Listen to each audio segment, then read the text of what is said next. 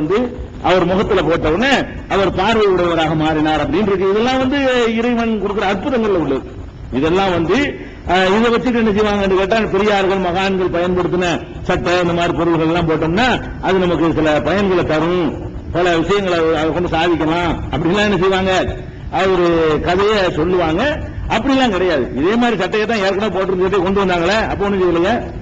ஏற்கனவே ரத்தத்தை துவச்சி இவர் சட்டையை உள்ள தள்ளிவிட்டு அவர் போட்டிருந்த சட்டை ஏற்கனவே கொண்டு வந்தாங்கல்ல, அந்த சட்டை என்ன பண்ணுச்சுன்னு ஒண்ணும் பண்ணல வழங்குதா.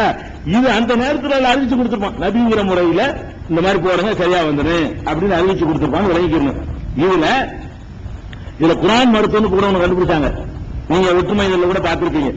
இதை வச்சுக்கொண்டு அவங்க ஆய்வு பண்ணி, ஒரு முஸ்லீம் விஞ்ஞானி ஆய்வு பண்ணி, இந்த கண்புரை நோய் இருக்குல்ல, கண்புரைன்னா அந்த மங்களா பேர் அடுத்து எடுப்பாங்க, சவு மாதிரி படந்துரும் இல்லையா, அந்த கண்புரை நோய் ஏற்பட்டவர்களுக்கு வந்து அதுக்கு ஒரு மருந்து எதில் இருக்குன்னா, மனிதனுடைய வியர்வையில் இருந்து அந்த மருந்தை தயாரிக்க முடியும் ஒருத்தர் ஆராய்ச்சி பண்ணி, அவருக்கு அந்த ஆராய்ச்சிக்கு தூண்டுதலா இதான் இருந்துங்கிறார் அவர் சொல்றார். அதனால இந்த இது அற்புதமா நடந்தது.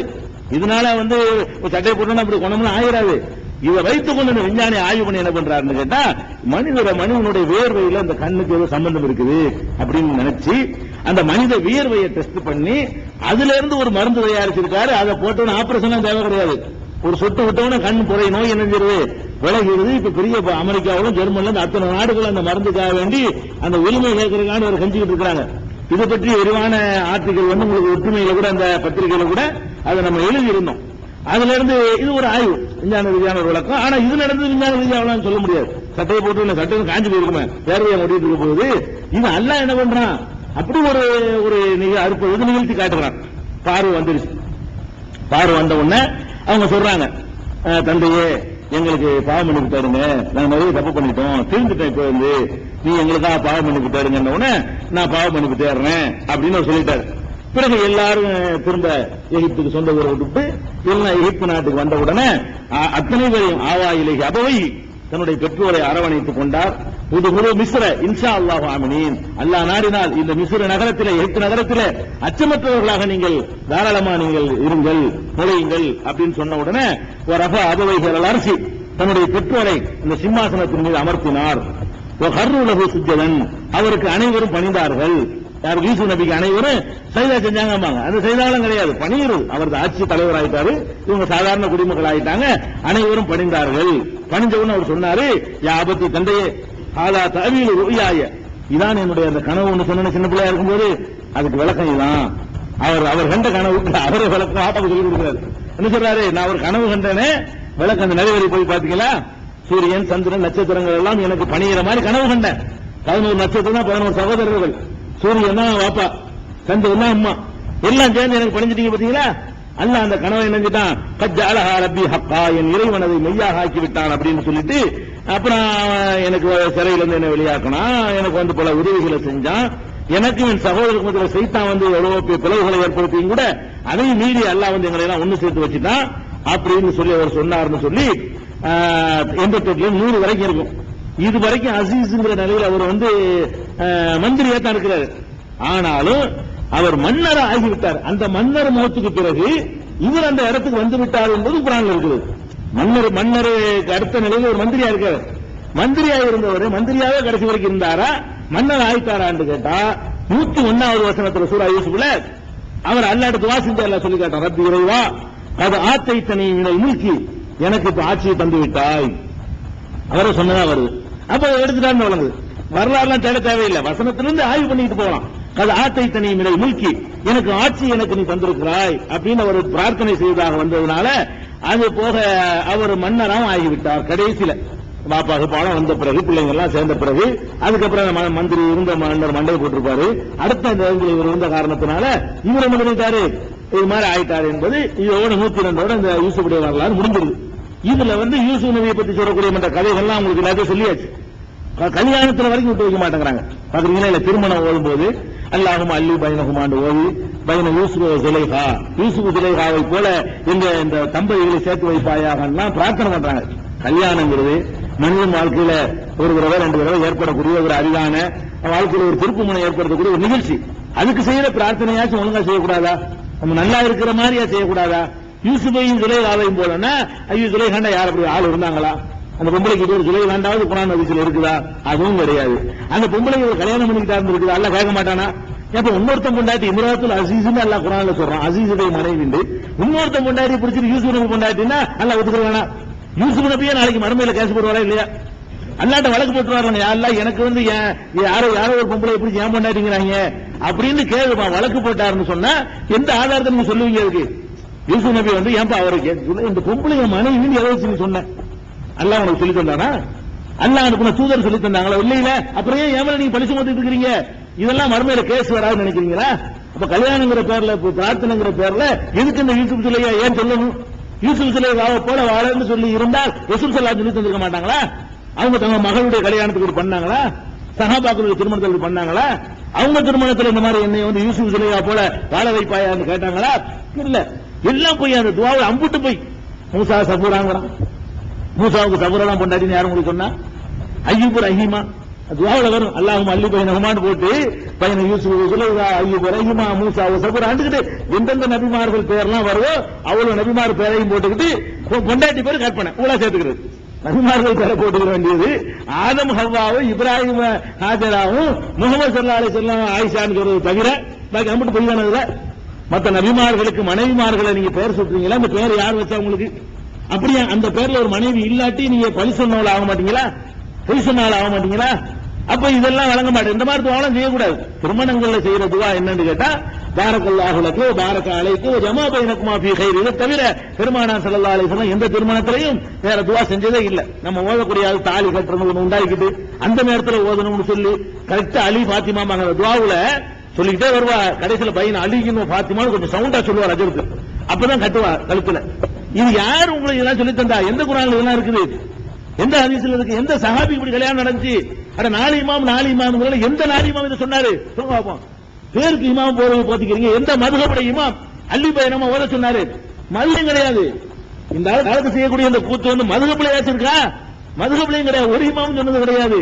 இவர்கள் வந்து பெரிய துவா ஓதுனா தான் காசு கிடைக்குங்கிறதுக்காக வேண்டி பாரக்கல்லாஹு லக்கன்னா ஒரு செகண்ட்ல முடிஞ்சு போயிருதுல. பாரக்கல்லாஹு லக்கு பாரக அலைக்கு ஜமா பைனகும் இதுக்கு 50 ரூபாய் நினைப்பான். அது சொன்ன உடனே அல்லாஹும்ம அல்லி பைனகுமா பைனஹும் 10 நிமிஷம் போனா நேரம் ஓதிருக்காரு அஜருக்கு கொடுக்கணும்ல. இதுக்காக உண்டாக்குனீங்களா? மார்க்கத்தில் உள்ளதா? இப்படிலாம் மார்க்கத்தில் வேலை சொல்லுதா? இதெல்லாம் நம்ம தவிர்க்கணும். கல்யாணத்தில் இந்த மாதிரி துவாக்கெல்லாம் கிடையாது. நம்ம கேட்கிற பரக்கத்தான் கேட்கணும். பாரக்கல்லாஹு லக்கு அல்லாஹ் உனக்கு பரக்கத் செய்யட்டும். பரக்கத்துல என்ன? பொருள் குறைவா இருந்தாலும் பயன் நிறைவா இருக்கும். அதுக்கு பிறகு தான் பரக்கத். இதான் மனுஷனுக்கு வேணும். லட்ச லட்சமா சம்பாதிக்கணும் தேவையில்லை. கொஞ்சம் அல்ல தந்தானா அதுல நம்ம தேவை நிறைவேறணும். எவன்ட்டு கடன் வாங்காம, எவன்ட்டு பல்ல காட்டாம, எவன்ட்டு பிச்சை எடுக்காம அப்படிலாம் இல்லாம நம்ம போயிட்டு இருக்கோமா? அதான் பரக்கத்.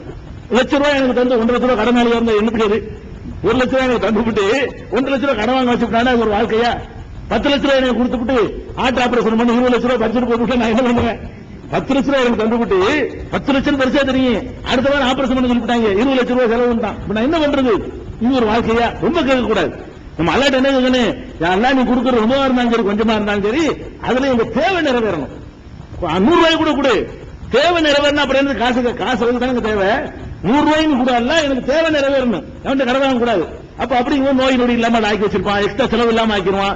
₹100 உனக்கு கொடுத்துருக்கிறோம் அதுக்குள்ள அளவுக்கு செலவு வைக்கவும் நல்லா வச்சிருவான். ₹1,00,000 கொடுத்துட்டு 1,50 கோடிக்கு செலவு வச்சிடக்கூடாது. அதனால ரசூல் ஸல்லல்லாஹு அலைஹி வஸல்லம் அளந்து கேட்கறாங்க. பாத்தீங்களா எவ்வளவு அழகான துவா அல்லாஹ்வுடைய தூதர் சொல்லி தர்றாங்க. பரக்கத்தை கேளு. நீ கேட்கிற கல்யாணத்துல கேட்கறாங்க என்ன செய்யணும்? அல்லாஹ் வந்து உள்ளும் புறமும் உங்களுக்கு பரக்கத்து செய்வானாக. இதை கேட்டு ஒரு கவலையும் கிடையாது. பரக்கத்து கிடைச்சிருச்சுன்னு சொன்னா அவன் வாழ்க்கையில எவன்ட்டு கையேந்த மாட்டான், கஷ்டப்பட மாட்டான், சோத்துக்கு பஞ்சம் இருக்காது, ட்ரெஸ்ஸுக்கு பஞ்சம் இருக்காது. பரக்கத்துனா தானே வீட்டுக்கு பஞ்சம் இருக்காது, காசுக்கு பஞ்சம் இருக்காது, யார்த்தையும் கையேந்த நிலை வராது. ஏன் தேவையற்ற செலவுகள் அவன்கிட்ட சக்தி இல்லைன்னா அது மாதிரியான செலவு எல்லாம் சுமத்த மாட்டான். இவ்வளவு அடங்கி போச்சு. இது கேளுங்க கல்யாணத்துல நல்லத கேளுன்னா என்னமோ நம்மளை திட்டுறீங்க இவங்க மாத்திரான்னு சொல்லிட்டு எதை சொல்லித்தர கெட்டையா சொல்லித்தரோம்? அல்லாஹ்வுடைய ரசூல் சொன்னதை கேளுங்கன்னு சொல்றோம். அதனால இதான் கரெக்டான துவா. ரெண்டாவது என்ன கேட்கணும்? 2 பேரும் சந்தோஷமா இருக்கிறத கேட்கணும். அந்த சந்தோஷம் கூட எப்படி இருக்குன்னா மார்க்கத்துக்கு உட்பட்டு இருக்கணும். ஜமா பைனகுமா ஃபீ கைர். நல்ல விஷயங்களில் 2 பேரும் எல்லாம் ஒண்ணு சேர்த்து வைப்பானாக. கிட்டல ஒண்ணு சேர்த்துட கூடாது. நாங்க சினிமாவுக்கு போவோம் பொண்டாட்டி கூட மாட்டேன் அல்ல புருஷன் கூப்பிடறான் பொண்டாட்டிய சினிமா போயிட்டு போமா அதான் வர முடியாது. நல்லது கூப்பிட்டு வர்றேன், மயனுக்கு கூட கூப்பிட்டு வர்றேன், தொழில் பொருள் கூப்பிட்டு வர்றேன். மார்க்க அனுமதிக்கிறதுக்கு நல்ல விஷயத்தில் ஒண்ணு சேரணும். கெட்டதுல ஒருத்தர் திருத்திக்கணும். கணவன் கெட்டதை சொல்லும்போது மனைவி திருத்தணும், மனைவி கெட்டதை சொல்லும்போது கணவன் திருத்தணும். நல்ல விஷயங்கள் ரெண்டு பேரும் ஒண்ணு சேர்ந்து போங்க. இதுக்கு மிஞ்சின துவாவா இருக்குது.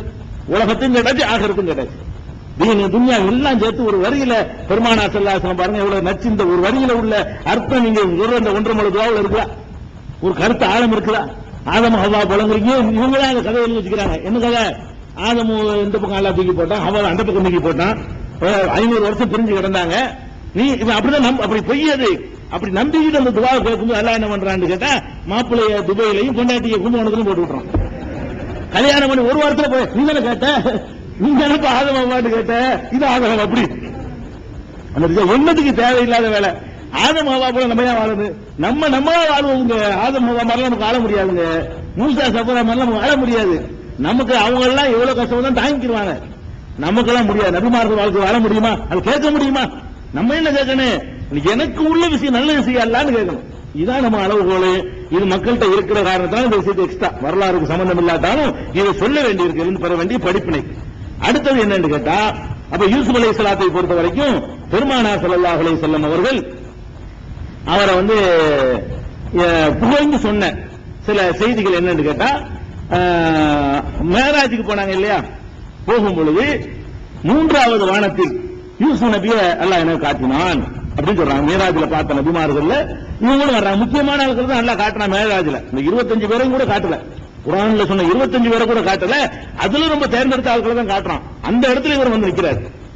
யூசுப் நபி என்ன 3வது வானத்தில் பார்த்தேன் என்று பெருமானார் ஸல்லல்லாஹு அலைஹி வஸல்லம் சொன்னது 2307வது ஹதீஸ் புகாரியில இடம்பெற்றிருக்கிறது பார்க்கிறோம்.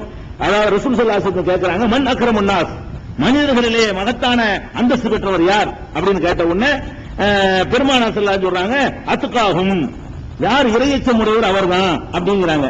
உடனே சஹாபாக்கள் கேட்கிறாங்க, லைஸ அன்ஹாதா நஸலுக, இத பத்தி நாங்க கேட்கல, நாங்க வேற கேட்கிறோம். இறையச்சம் உடையவர்ங்கிறது நீங்க சிவத் தன்மையை சொல்றீங்க, ஆள சொல்லுங்க அப்படின்னு கேட்ட உடனே அப்ப ரசூல் ஸல்லல்லாஹு அலைஹி சொல்றாங்க, யூசுப் அப்படின்னா யூசுப் தான் சிறந்தவர். ஏன்னு கேட்டா நபியுல்லாஹ், அவர் அல்லாஹ்வுடைய நபி, இப்னு நபியுல்லாஹ், அல்லாஹ்வுடைய நபியுடைய மகன், அவர் இப்னு நபியுல்லாஹ், அவர் அல்லாஹ்வுடைய நபியுடைய மகன், அவர் இப்னு கலீலுல்லாஹ், அவர் அல்லாஹ்வுடைய கலீல் இருக்காரு இப்ராஹிம் நண்பர், அவருடைய மகன். அதனால 4 தலைமுறை வந்துட்டனால இவர்தான் சிறந்தவர் என்று பெருமானார் ஸல்லல்லாஹு அலைஹி வஸல்லம் அவர்கள் புகழ்ந்து சொன்னதாக சஹீஹுல் புகாரியில 3353, 3374, 3383, 4689 ஆகிய ஹதீசுகள்ல யூசுப் நபியுடைய இந்த பாரம்பரியத்தை பெருமானார் ஸல்லல்லாஹு அலைஹி வஸல்லம் பாராட்டி என்ன செய்யறோம் பார்க்கிறோம். அதே மாதிரி இந்த சிறையில தங்கி இருந்த விஷயத்தை சொல்லியாச்சு. யூசுப் அளவுக்கு நான் இருந்தா நான் கூட போயிருப்பேன் அப்படின்னு சொன்னாங்க இல்லையா, அது புகாரில 3372 பார்க்கிறோம். இது இவ்வளவுதான் யூசுப் நபியுடைய வரலாறு. இதை தவிர ஹதீசுகள்ல இவ்வளவுதான் ஹதீஸ்ல கிடைக்குது. ஹதீஸ்ல வர்றது 3 செய்தி தான் யூசுப் நபியை பற்றி வருது. 3, 1, 4. என்ன 4 செய்தி? 3வது வானத்தில் பார்த்த செய்தி 1. இந்த 4 தலைமுறைக்கு ஒரு நல்ல நபியா வந்துட்டு இருக்காங்க இல்லையா, அது 1. அவருடைய பொறுமையை ரசூலுல்லாஹ் பாராட்டுறாங்க இல்லையா, சிறையில் இருந்தது, அது 1. பாதி அளவு கொடுக்கப்பட்டார்னு சொன்னாங்க இல்லையா, நான் முஸ்லீம்ல வரக்கூடியது 234. இந்த 4 செய்தியை தவிர யூசுப் நபியை பத்தி ஒண்ணுமே ஆதாரப்பூர்வமான ஹதீஸ்கள் கிடையாது. அவ்வளவுதான். மற்றபடி ரசூலுல்லாஹ் சொன்னாங்க போய். இந்த 4 செய்தி தான் யூசுப் நபியை பற்றி நபிகள் நாயகம் ஸல்லல்லாஹு அலைஹி வஸல்லம் சொன்னது. மீதி எல்லாமே சொன்னது நான் சொன்ன அவ்வளவு குர்ஆன்ல உள்ளதான். இந்த 4 தவிர பாக்கி இன்னைக்கு சொன்னது நேற்று சொன்னது எல்லாம் எடுத்துக்கிட்டீங்கன்னா திருக்குர்ஆன்ல யூசுப் என்ற அத்தியாயத்தில் உள்ளதை அப்படியே உங்களுக்கு சொல்லி இருக்கு. இதை தவிர உள்ள பாக்கி என்னென்னலாம் எழுதி வச்சுக்கிறாங்களோ அவ்வளவு இவர்களுடைய இட்டுக்கட்டின கதை ஒரு ருசிகரமா இருக்கணுங்கிறதுக்காக வேண்டி கற்பனை செய்து விட்டார்கள் என்பதை புரிந்து கொள்ளணும். அடுத்தபடியாக வேற நபிக்கு போயிருவோம், டைம் உங்களுக்கு 4 நெருங்கிட்டு இருக்க. அடுத்தபடியாக ஷுஐப் அலைஹிஸ்ஸலாம். ஷுஐப் அலைஹிஸ்ஸலாம் அவங்க ஒரு நபி. இதுக்கு அடுத்து வர்றாங்க என்பதற்கு சான்றுகள் இருக்கிறது. அப்ப ஷுஐப் அலைஹிஸ்ஸலாம் எந்த ஊர்ல இருந்தாங்கன்னு கேட்டா மதியன் என்ற ஊர்ல இருந்தாங்க அப்படின்னு குர்ஆன்ல சொல்லுது. மற்றவங்களுக்கு நமக்கு ஊர் சொல்லவே இல்லை. ஷுஐப் நபிக்கு சொல்லும்போது இலா மதியன அகாஹும் ஷுஐபான்னு வருது. மதியனுக்கு நெஞ்சம் ஷுஐபை அனுப்பி வச்சோம் அப்படின்னு அல்லாஹ் சொல்லி காட்டுறான். ஊர் பேரையே அல்லாஹ் சொல்லிட்டதுனால இவர் வாழ்ந்த இடத்தை ஆராய்ச்சி பண்ண தேவையில்லை. ஊர் பேரை இன்னைக்கு இருக்கு அந்த மதியன். இன்னைக்கு அந்த மதியன் எங்க இருக்குன்னு கேட்டா, அதாவது ஹிஜாஸ்னா சவுதி அரேபியா, ஹிஜாஸ்ங்கிறது சவுதி அரேபியாவுக்கு சொல்லுவாங்க. சவுதி அரேபியாவுக்கு பக்கத்துல சாமும் சவுதி அரேபியாவுடைய எல்லையில் இருக்காது. சாம் தான் சிரியா, சிரியாவுக்கும் சவுதி அரேபியாவும் சந்திக்கிற எல்லை இருக்குல்ல, அந்த எல்லையில இருக்கக்கூடிய ஒரு ஊர் தான் இது மதி என்கிற ஊரு. அது ஊர் பேர் சொல்லப்பட்டிருக்கு. அந்த பேர்ல இன்னைக்கு நீடிச்சுக்கிட்டு இருக்கிறது. அந்த பேர் சொல்லிட்ட காரணத்தினால ஏரியாவை கண்டுபிடிக்கிறதுக்கு ஆராய்ச்சி தேவையில்லை. நீங்க போய் மதியனுக்கு டிக்கெட் வந்து சவுதியில இருந்தா டிக்கெட் எடுத்து பார்த்து வந்துடலாம். அவங்களா பெரிய கஷ்டம்லாம் கிடையாது. அந்த ஊருக்கு இவங்க வந்து ஷுவைப் நபி அவர்கள் அனுப்பப்பட்டாங்க. இதுல ஒரு விஷயத்தை வழங்கிக் கொள்ள வேண்டும். ஷுவைப் நபியை பொறுத்த வரைக்கும் பெரும்பாலான விரிவுரையாளர்களும் நம்ம நீங்கள் எல்லாருமே அப்படித்தான் வழங்கி வச்சிருக்கோம். என்ன வழங்கி வச்சிருக்கோம்னு கேட்டா, இவங்க தான் மூசா நபிக்கு மாமனாரு அப்படிதான் எல்லாரும் வழங்கி வச்சிருக்காங்க. எப்படி எதை வச்சு வழங்குறாங்கன்னு கேட்டா, மூசா நபி வந்து அவரு நபி அவருக்கு முன்னாடி இளைஞரா இருக்கும்போது ஒரு கொலை குற்றம் செஞ்சுட்டாரு. கொலைன்னா வேணும்னு கொலை செய்யல. அதாவது 2 பேர் சண்டை போட்டு இருக்காங்க. ஒரு ஆள் வந்து இவரு இனத்துக்காரர் இஸ்ரவேல், இன்னொரு ஆள் வந்து இஸ்ரவேல் இல்லாத அந்த பிறவனுடைய இனத்துக்காரவங்க. 2 பேரும் சண்டை போட்டு இருக்கிறாங்க. சண்டை போட்டுக்கிட்டு இருந்தவங்க என்ன செய்யறாங்க, மூசா நபி பார்த்துக்கிட்டு என்ன பாட்டு கேட்டவன அவன் அந்த ஆள் கூப்பிடுறான். யாரு இஸ்ரவேல்காரன், நம்ம ஆளு மூசா நம்ம ஜாதிக்காரர் வந்துட்டாரு சொல்லிட்டு மூசாவே இந்த மாதிரி என்ன அடிக்கிறான்னு கத்தான். உடனே மூசா நபி வந்தாரு, என்ன பண்ணாரு, ஒரு குத்து விட்டாரு. என்னடா எங்கெல்லாம் அடிக்க போச்சு, ஒரு குத்து தான் விட்டாரு, ஆளு காலி. அல்ல அப்படி சொல்லி காட்டுறான். வக்கச மூசா அவர் கொல்றதுக்காக கொள்ளல, சும்மா ஒரு குத்து விட்டாரு, அவன் நேரம் முடிய வேண்டியது இருக்குது. ஒரு குத்துன்னு ஆள் காலி ஆயிட்டான்னு சொல்றான். அல்ல வக்கச மூசா கலா அலைஹி 28வது அத்தியாயத்தில் இதை பார்க்கலாம். 28வது அத்தியாயத்தில் இந்த 18ல இருந்து பார்த்துட்டு வந்தீங்கன்னா இந்த சம்பவம் வரும். வந்த உடனே என்ன ஆச்சுன்னா, கொன்னுட்டாரா, கொன்ன உடனே ஒரு ஆள் ஓடியாடுறாரு. இவர் மூசா நபிக்கு ஃப்ரெண்ட் ஒரு ஆள் அந்த ஊர்ல இருக்காரு. மூசாவே நீ ஆளை காலி பண்ணிட்டீல, எல்லாம் சேர்ந்து உனக்கு தேடிட்டு இருக்கிறாங்க, காலியா ஊரை விட்டு ஓடி போயிரு, நீ கொலை செஞ்சுட்டேன்னு உன்னை பிடிக்கிறதுன்னா ஆளும் இனத்துல ஒரு ஆளை கொண்டுட்டார். இஸ்ரவேலுங்கிறது அடிமை இனம். அந்த நாட்டில் வந்து எகிப்துல வந்து இஸ்ரவேல் சமுதாயம் வந்து அடிமை இனமா இருக்கிறாங்க. கிபுத்திங்கிற ஒரு சமுதாயம் ஆளு வர்க்கமா இருக்கிறாங்க. பிறவங்க ஆளு வர்க்கத்தில் உள்ள ஆளு, இவர் வந்து அடிமை இனத்தில் உள்ள ஆளு. அப்ப அடிமை இனத்தில் உள்ள ஒருத்தன் வந்து ஆளு வர்க்கத்தில் உள்ள ஆளை காலி பண்ணிட்டாங்கன்னா, அந்த காலத்துல ஜனநாயகம் தேர்தெல்லாம இருக்குது, விடுவாங்களா, காலி பண்ணுவாங்களா இல்ல, விரட்டிட்டு வர்றாங்க, ஓடி போயிரு ஊரை விட்டு ஓடி போயிரு அப்படின்னு சொன்ன உடனே இவர் வந்துடுறாரு, ஊரை விட்டு வர்றாரு. இங்க வர்றாரு, உலம்மா தவஜ்ஜஹத்தில் கா மதியன, மதியன் நகரத்துக்கு அவர் வந்த போதும் இருக்கு. இந்த மதியன் நகரத்துக்கு வந்தோடனே மதியனுக்கு தான் ஷுவைப் அனுப்பப்பட்டாரு. உடனே அப்படி ஜாயின் பண்ணிடுறாங்க. மதியன்னா யார் ஊருக்கு வர்றாரு, இப்ப ஷுவைப் நபி ஊருக்கு வர்றாரு. வந்த உடனே அந்த ஊருக்கு வெளியில என்னன்னா ஒரு கிணறு இருக்குது. இதெல்லாம் இந்த 28வது அத்தியாயத்துல 18ல இருந்து 25 வரைக்கும் 7 வசனம் பாத்தீங்கன்னா இந்த சம்பவம் வழங்கும். அதுல என்ன வருதுன்னு கேட்டா, அந்த கிணறுல வந்து 2 பெண் தண்ணி அரைச்சிட்டு இருக்காங்க. எல்லாரும் 2 பெண்கள் வந்து என்ன செய்யறாங்கன்னா ஒதுங்கி நிக்கிறாங்க. இந்த கூட்டமெல்லாம் காலியாகிற வரைக்கும் நெரிசலில் நிற்க முடியாம ஒதுங்கி நிற்கிறாங்க.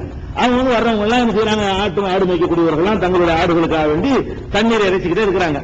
இவர் பார்த்தாரு, இன்னும் பொம்பளை மட்டும் அநியாயமா ஒதுக்கி வச்சிருக்காங்கன்னு சொல்லிட்டு இவர் வேகமா போய் என்ன செய்யறாரு, ஒரு முரணான ஆள் தானே, ஒன்னு தண்ணீர் ஆமான்னு கூப்பிட்டு என்ன வேணும் இந்த தண்ணி அப்படின்னு அடிச்சு கொடுத்துட்டாரு. இவர் ஒரு வாட சட்டமா இருந்தாலும் அவங்க ஒன்று பிரச்சனை ஒன்று பண்ணல. உடனே அந்த 2 பிள்ளைங்களும் போய் 2 மகள் அந்த 2 பொண்ணு சகோதரிகளும் போய் அவங்க தகப்பனார்ட்ட சொல்றாங்க, இந்த மாதிரி சீக்கிரம் வண்டியில என்ன செய்யுது, பொதுவாக எல்லாம் முடிச்சுட்டு கடைசியாக தான் அவங்க எடுத்துருவாங்க போல இருக்கு. வந்த உடனே இந்த மாதிரி ஒருத்தர் வந்தாரு, அவர் வந்து நல்ல பலசாலியா இருக்கிறாரு, நம்பகமான ஆளா இருக்கிறாரு அப்படின்னு சொல்லி அவர் சொல்லும் போதே பலசாலியும் சேர்த்து சொல்றாங்க. அப்படின்னா கொஞ்சம் பலம்லாம் காட்டுறதே நடக்குது. தண்ணி அரைச்சு வச்சுட்டா பலம் கண்டுபிடிக்க முடியும். அப்ப கவிகள் அனுபவிக்கிறாங்க, நம்ம நம்பிக்கையான ஆளா இருக்கிறார். நம்பிக்கையான ஆள் தான் என்ன அர்த்தம், பொம்பளைகளுக்கு தண்ணி உதவி பண்ண காட்டல, நம்பிக்கையான ஆளு. பொம்பளைக்கு தண்ணி அரைச்சு கொடுத்தா நம்ம ஒரு உதவி செஞ்சா என்ன செய்வோம், ஆம்பளை காட்டிடுவோம்ல, அவர் காட்டல, நம்பகமான ஆளா இருக்காரு. அதே நேரத்தில் பலசாலியாவும் இருக்கிறாரு. 51 கூட்டத்துக்கு மத்தியில் வந்து நின்றுட்டு நாங்க எங்களுக்காக தண்ணி அரைச்சு தர்றாங்க, ஒரு வலிமை இருக்கணும், தைரியசாலியா இருக்காரு அப்படின்னு இவரை பத்தி அறிமுகப்படுத்தினோட அவங்களை கூட்டு வாங்க, அவரை கூட்டிட்டு வாங்க, அவருக்கு நம்ம சரியான கூலி கொடுப்போம் அப்படின்னு சொல்லிட்டு கூலி கொடுக்கறது தான் கூட்டு வர்றாங்க. கூட்டு வந்த உடனே இந்த மாதிரி விஷயத்தை அவர் சொல்றாரு. கசாலைகள் கசஸ் அந்த சம்பவங்கள் எல்லாம் என்ன செய்யறாரு, ஊர்ல நடந்தது, இந்த மாதிரி ஆளை குத்துனது, காலியானது, வரிசையில் தெரிகிறது, அதுக்கு பயந்துட்டு ஓடி வந்தது, வேற வழி இல்லாம நான் நிக்கிறேன் அப்படின்ற உடனே அவர் என்ன பண்றாருன்னு கேட்டா, பயப்படாது, நஜவுத்த மினல் கோமில் வாலிமீன், அநியாயக்கார கூட்டத்திலிருந்து நீ தப்பித்துக் கொண்டாய், உனக்கு ஒரு பயமும் கிடையாது அப்படின்னு சொல்லிட்டு நீ வந்து இங்கே தங்கிக்க, உனக்கு என் மகளை கல்யாணம் பண்ணி தர்றேன். ஆனா என்ன செய்யணும்னு கேட்டா, ஒரு 8 வருஷ காலம் என்ன செய்யணும், என்னுடைய வந்து வயல்ல வந்து வேலை செய்யணும். 8 வருஷ காலம் விவசாய வேலை செஞ்சேன்னு சொன்னா அதான் மகுரு, அதை செஞ்சா தான் என் மகளை உனக்கு கல்யாணம் பண்ணி தருவேன். 8 வருஷம் பண்றியா, அதுல வந்து தாராளத்தன்மையா கேட்கிறாரு. 8 வருஷம் கண்டிப்பா பண்ணிடு, 10 வருஷம் பண்ணா நல்லது. அதுதான் விருப்பம் அப்படி சொல்றாரு. வாசல் அப்படி சொல்றாரு. 10 வருஷம் நீ வந்து ஒர்க் பண்ணு சொன்னா மகராக அது ஓகே, சிறந்தது, அதுதான் விருப்பம். ஆனா 8 வருஷம் நீ பண்றியான்னு கேட்டவன அவர் பொண்ணை கல்யாணம் பண்றதா சரிங்கிறாரு. அப்ப திருமணத்திற்கு பாருங்க, அந்த காலத்துல இருந்த இந்த மகருங்கிறது இருந்திருக்கிறத டவுரி இருக்குல்ல, பின்னாடி நாசமாகிட்டாங்க. அந்த காலத்துல இருக்காரு, ஒரு பொண்ணை கல்யாணம் பண்றதுக்கு 8 வருஷம் உழைக்கிறதா, ஒரு மாசத்துக்கு 3000 ரூபாய் சம்பளம் வச்சு பாருங்களேன். ஒரு மாசம் 3000 ரூபாய் வச்சு பாத்தீங்கன்னா ஒரு 36,000 ரூபாய் வருஷத்துக்கு 8 வருஷம் வந்து 2 லட்சம் ரூபாய் 3 லட்சம் ரூபாய் ஆச்சு. அவன் மகனுக்கு 2 லட்சம் ரூபாய் கொடுக்குறாருன்னு பாருங்களேன். 8 வருஷம் உழைப்ப கொடுக்கிறாருன்னா 2 லட்சம் ரூபாய் கொடுக்குறாரு அர்த்தம். ஒரு பெண்ணை கல்யாணம் பண்ணுவதற்காக வேண்டி அந்த பெண்ணுக்கு செக்யூரிட்டியா இருக்கணும், இது வேணாம்னு சொல்லிடுவேன், பல விஷயம் மண்டையை போட்டுருவேன், அந்த பெண்ணு தொடர்பு வந்துடக்கூடாது, அதுக்காக நல்ல கண்ணியமான முறையில் மகர் கொடுக்கணுங்கிறதுக்காக வேண்டி 8 வருஷம் கால உழைப்ப அவர் கொடுக்கிறார் அந்த பெண்ணுடைய தகப்பனா இருக்க வேண்டி. அதுக்கப்புறம் அந்த பொண்ணை கல்யாணம் பண்ணிட்டு வரும்போது நல்லா கூப்பிடுறான், மூசாவே நான் தான் இறைவன் பேசுறானே, நிறைய 8 வருஷத்துக்கு கல்யாணம் பண்ணிட்டு இவரை விட்டு வர்றாரு. இந்த சம்பவம் வருதுல, இது யாருன்னு கேட்டா இவர் தான் ஷுவைப் நபி அப்படின்னு சொல்லி எல்லா திருக்குரானுடைய விரிவுரை நூல்களிலும் எழுதி வச்சிருக்காங்க. சரி, நம்ம கூட இருக்கு ஹதீஸ் இருக்குன்னு நினைச்சு நான்லாம் கூட சொல்லியிருக்கேன் ஆரம்பத்தில். இப்ப இதை சொல்வதற்கு தான் தேடி பார்க்கணும். இப்படி ரசூல்லா சொன்னாங்களான்னு தேடி பார்த்தா ரசூல்லா சொல்லல, இவர் தான் ஷுவைப் நபின்னு சொல்லல. எதை வச்சு சொல்றாங்கன்னா இந்த மதியங்கிற ஊர் வந்துருச்சான். மதியன் வந்திருக்கல, மதியன் ஷுவைப் வந்தாரு. இந்த மதியங்கிற ஊர்ல அது ஒரு காலகட்டமா இருக்கு, இது ஒரு காலகட்டமா இருக்கு. இன்னும் சொல்ல போனா இவர் மதியன்ல எந்த நிலையில் இருந்தார் ஷுவைப் நபி? இவரே வந்து அடி வாங்கிட்டு இருந்தாரு, ஊரை ஏத்துக்கிட்டு இருந்தாரு. இவர் பெரிய செல்வாக்குறவெல்லாம் இருக்கல. இவர் சொல்றாரு, உன்னை அநியாயக்காரங்க சொல்ல முடியாது, நீ தப்பித்துக் கொண்டாய், நஜவுத்தமிழ் கௌமுல் ஆலிமீன், நம்ம கிட்ட வந்துட்டீல யார் மருந்து இயலாது அப்படின்னு சொல்ற அளவுக்கு இருந்தாரு. ஆனால் இது ஷுவைப் நபியா இருக்க முடியாது. ஷுவைப் நபி அந்த மாதிரியான பொசிஷன்ல இருக்கல, உன்னை ஊரை விட்டு வெளியேற்றுன்னு சொல்லிட்டு இருந்தாங்க. அவருடைய நிலைமை என்னன்னா அடைக்கலம் கொடுக்கிற அந்தஸ்துல அவரெல்லாம் இருக்கல. அவர் தன்னை காத்துக்கிறதுக்கு முடியாத நிலையில தான் ஷுவைப் நபி இருந்தாருன்னு அந்த வரலாறு பின்னாடி வருது. அவருடைய நிலைமையே பரிதாபமா இருக்கும் பொழுது நீ உன்னை பிறவன் ஒண்ணு உன்னை செய்ய முடியாது, சரியான இடத்துக்கு நீ வந்துட்டேன்னு சொன்ன, இவர் வேற ஆளு, ஊர் அதுதான், ஊர் அதுதான். மதியம் தான் ரெண்டுலயும் வருது, நம்மள பிரிக்க தேவையில்லை, ரெண்டுலயும் எல்லாம் மதியம் சொன்னான்னு சொன்னா ஊர் அதுவா இருக்கலாம். ஒரே காலமா இருக்கணும்னு கட்டாயம் கிடையாது. அது வேற காலமா இருக்கலாம், இது வேற காலமா இருக்கலாம். அதே ஊருக்கு அவர் போயிருப்பார், அப்ப ஒருத்தர் இருப்பாரு, இன்னொரு தடவை ஷுவைப் நபி அனுப்பப்படும் போது இன்னொரு காலமா இருக்கலாம். அதனால ஷுவைப் நபியுடைய மகளைத்தான் அவங்க கட்டினாங்க என்று சொல்வது வந்து குர்ஆன்ல சொல்லப்படாது, ஹதீஸ்ல சொல்லப்படாது. இவங்களா ஒரு அனுமானம், அந்த மதியன்கிற சொல்ல வைத்துக் கொண்டு அனுமானமாகத்தான் குர்ஆனுடைய விரிவுரையாளர்கள் என்ன செஞ்சிருக்கிறாங்க, அதை எழுதி வைத்திருக்கிறார்கள் என்பதை உங்க கவனத்துக்கு வச்சுக்கிறேன். சரி, அடுத்து என்னன்னு கேட்டா இவர் என்ன பண்ணாரு என்றால், இவர் ரெண்டு லூத் நபிக்கு எப்படி சிங்கிள் அஜெண்டா, ஒரே அஜெண்டா தான் அவருக்கு. ஏகத்துவத்துக்கு அப்புறம் ஏகத்துவம் ஒண்ணு சொல்லிடுவாங்க, ஒரு இறைவனை வணங்கணும்.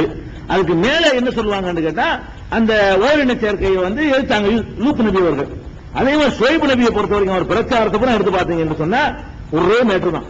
ஒன்னு அல்லாஹ் வணங்கன்னு சொல்லுவாரு, ரெண்டாவது வந்து அளவு நூறு இந்த வியாபாரத்தில் மோசடி பண்ணாத. அவர் அனுப்பப்பட்டது வந்து இந்த மாதிரியான கூட்டத்துக்கு அனுப்பப்பட்டிருக்காரு. அவங்களோட வேலை இதுக்குன்னு ஒரு நபி அனுப்புறான்னு சொன்னா இதுல எவ்வளவு கவனம் இருக்குன்னு அல்லாஹ் எவ்வளவு கோவம் வரும்னு பாத்துக்கோங்க. லூத் நபி சமுதாயம் செஞ்ச வேலைக்கு ஒரு நபி அனுப்புறான், அது பயங்கரமான குற்றம் நமக்கே தெரியுது. ஆனா எது நமக்கு தெரிய மாட்டேங்குது, அளவுல மோசடி செய்யறது, 50 கிராம் குறைச்சு கொடுக்கிறது, உள்ள ஒண்ணு வச்சு வெளியே ஒண்ணு கொடுக்கிறது, வாங்குறதுக்கு ஒரு படி விக்கிறதுக்கு ஒரு படி வச்சுக்கிறது, அதுக்கு ஒரு தனித்தராசி, இதெல்லாம் நமக்கு குற்றமாக தெரிய மாட்டேங்குது. இதை திருத்த ஒரு நபி அனுப்பி இருக்கிறான், அதை திருத்த ஒரு நபி அனுப்பின மாதிரி இதுக்குன்னே ஒரு ஆள நபி அனுப்புறான்னு சொன்னா இது எவ்வளவு பெரிய மேட்ரு. அவர் சொன்ன பிரச்சாரத்தை பாருங்க. ஒயிலா மதியன அகாஹும் ஷுவைபா 7வது அத்தியாயத்துல 85ல இருந்து 93 வரைக்கும் அவருடைய பிரச்சாரம். 7ல 85 to 93. ஒயிலா மதியன அகாஹும் ஷுவைபா, மதியன் நகரத்திற்கு அவர்களுடைய சகோதரர் ஷுவைபை அனுப்பி வைத்தோம். அந்த சமுதாயத்தை சேர்ந்தவர் வழங்குது, வெளியூர்காரர் இல்ல, அவங்களுடைய சகோதரன் சொன்னதுனால அந்த ஊரை சேர்ந்தவர். கால யாக்கோம் இவதுல்லா, மக்கள்கிட்ட அவர் சொன்னாரு, அல்லாஹ்வை வணங்குங்கள், மாலக்கும் இலாஹின் கைருஹு, அல்லாஹ்வை தவிர உங்களுக்கு ஒரு கடவுள் இல்லை. ஃபர்ஸ்ட் எல்லாரும் சொல்றது இது, எந்த நபி இந்த பிரச்சாரத்தை தவிர்க்க மாட்டாங்க. அல்லாஹ் மட்டும் வணங்குங்க, வேற யாரையும் வணங்காதீங்கன்னு சொல்லிடுவாங்க.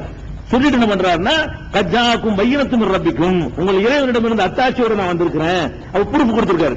என்னன்னு அல்லாஹ் சொல்லப்படுறேன் குர்ஆன்ல ஹதீஸ்லயும். ஷுவைப் நபி கொண்டு வந்த அற்புதம் என்னன்னு சொல்லப்படவில்லை. ஆனா அற்புதம் கொண்டு வந்தேன் அந்த மக்கள்கிட்ட சொன்னதுல இருந்து என்னமோ ஒரு அத்தாட்சி எல்லாம் கொடுத்திருக்கான். அதுவும் நிறுத்திக்கிறேன், நம்ம கற்பனை பண்ணக்கூடாது. அற்புதத்தை கொண்டு வந்திருக்கிறேன். எனவே ஃபஅவுல் கைல வல் மீசான், அளவு நிர்வகிகளை முழுமையாக்குங்கள். அளந்தால் முழுசா அளந்து கொடுங்க, நிறுத்தால் முழுசா அளந்து கொடுங்க. வலா தபஹசுன் நாஸ அஸ்யாஅஹும், மக்களுக்கு அவர்களுடைய பொருட்களை குறைத்து விடாதீர்கள். மக்களுக்கு வந்து அவங்களுக்கு உரிமையான பொருட்களை வந்து நீங்க குறைச்சிடாதீங்க என்று அவர் சொன்னார். மேலும் வலா துஃப்ஸிது ஃபில் அர்தி பஅத இஸ்லாஹிஹா, இந்த பூமி சீர்திருந்திய பிறகு பூமியில குழப்பம் செய்யாதீங்க, ஒழுங்கா போயிட்டு இருந்துச்சு, நாசமாக்குறீங்களா திடீர்னு அநியாயம் பண்றீங்களே என்று அவர் சொல்கிறார். ذَلِكُمْ خَيْرٌ لَكُمْ إِن كُنتُم مُؤْمِنِينَ, நீங்கள் நம்பிக்கையாளர்களாக இருந்தால் இதுதான் உங்களுக்கு நல்லது, அளவு நிறுவ மோசடி செய்யாதீங்க அப்படின்னு சொல்லிட்டார். மேலும் அவர் பிரச்சாரம் பண்றாரு. அப்ப அவங்கள்ட்ட இந்த ஒரு தப்பு இருக்கிறது விளங்குது.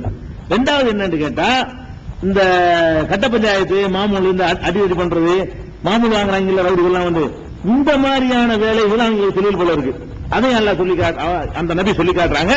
வலா தக்கூது பி குல்லி ஸிராத்தின் துஇதுன, மக்களை எச்சரிக்கிறதுக்காக வேண்டி, பயங்காட்டுறதுக்காக வேண்டி ஒவ்வொரு பாதையிலையும் உட்கார்ந்து கொள்ளாதீர்கள். பாதையில் உட்கார்ந்து மிரட்டுறாங்க.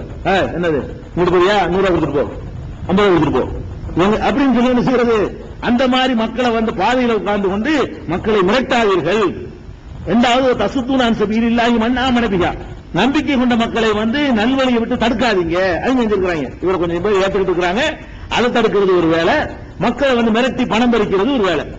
பணம் பறிக்கிறதுக்கு எந்த நியாயமும் வேண்டியது இல்லை என்று இருந்திருக்கிறாங்க. ஏறக்குறைய இந்த பொருள் முதல் வாதம் அந்த அந்த அந்த சித்தாந்தம் ஆரம்பிக்குது. பணம் சம்பாதிக்கிற என்ன வேணாலும் செய்யலாம், பணம் தான் குறிக்கிறது, அதை தவிர ஒண்ணும் கிடையாது வாழ்க்கையில அப்படிங்கிற மாதிரியான ஒரு சித்தாந்தத்தில் உள்ள சமுதாயமாக அவர்கள் இருந்திருக்கிறார்கள். அப்ப இன்னும் சொல்லி காட்டுறார், ஒதுக்குரு இது குந்தும் கலீலன், சிந்தித்து பாருங்கள் எவ்வளவு கம்மியான எண்ணிக்கையில் நீங்க இருந்தீங்க ஒரு காலத்துல. இப்ப கஷ்டம் அல்லாஹ் உங்களை அதிகமாக்கி இருக்கிறான். ரொம்ப மைனாரிட்டி சமுதாயம் இருந்திருக்காங்க ஒரு காலத்துல. அல்லாஹ் வந்து அதிகமாக்கி இருக்கிறான். அதை செஞ்சு பார்க்க மாட்டீங்களா? ஏற்கனவே குழப்பம் செய்தவர்களுடைய முடிவு என்ன ஆனது என்று ஆராய மாட்டீர்களா? அப்படின்லாம் கேட்கிறாரு. அதுக்கப்புறம் என்ன செய்யறாரு, அவங்க என்ன பண்றாங்க தெரியுமா? பதிலு காலல் மலவுல்லதீன இஸ்தக்பரு மின் கௌமிஹி, அவரது சமுதாயத்தில் பிரமுகர்கள், ஆணவம் முடித்த பிரமுகர்கள் சொன்னார்கள், நுகுர்ஜன்னக யா சுவைபே, உன்னை வெளியேற்றுவோம், வல்லதீன ஆமனுமாக்க, உன்னை நம்பிக்கை கொண்டிருக்கிறாங்களே அவங்களையும் வெளியேற்றுவோம், மின் கரியத்தினா, எங்கள் ஊரை விட்டு வெளியேற்றுவோம். இதுதான் எல்லா காலத்திலும் உள்ளது. சத்திய ஊரை தொலைக்கிறோம், ஊர் நீக்க பண்ணிடுவோம். இதேதான் அதே ஆணவம் பிடிச்ச கூட்டம் திருப்பி வந்துகிட்டே இருக்காருங்க.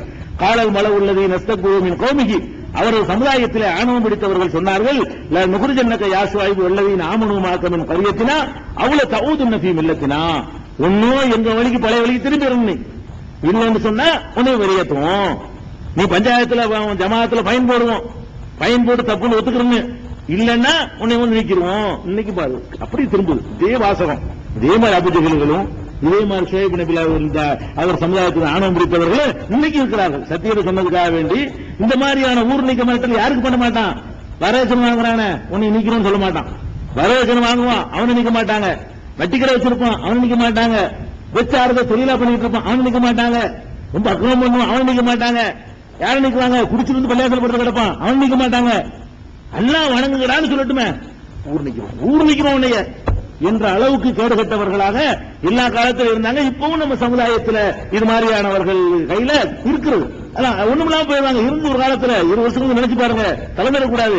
அல்ல ஒண்ணுமில்லாம் தொடர்ச்சிட்டு வர்றான், அவங்களா காணாம போயிருவாங்க. சரி, அவரு அதுக்கு என்ன நீங்க பதில் சொல்லணும்? அவர் சொல்றாரு, அவ்வளவு குன்னா காரியம், நாங்க ரிட்டர்ன் ஆயிடுறோம், எங்களுக்கு பிடிக்காட்டாலும் ரிட்டர்ன் ஆகுமா? பிடிக்கலடா, பிடிக்கல நாங்க வந்திருக்கிறோம், மார்க் பிடிக்கலன்னு நாங்க வந்திருக்கிறோம், பிடிக்காட்டாலும் நாங்க வருவோமா? அப்படி நாங்கள் வந்தால் கதிர்த்திரைனா அலல்லாஹி கதிபா, அல்லாஹ் மேல நாங்கள் பொய் சொன்னவர்கள் ஆயிருவோம். முதல்ல அது சரின்னு சொல்லிவிட்டு, இல்ல இதான் சரின்னு சொன்னா பொய் சொன்ன வரைக்கும் உறுதியா நிக்கிறேன்னு சொன்னா, ஷுவைப் நபியுடைய அந்த உறுதியை நம்ம என்ன செய்யணும்? காட்டணும்.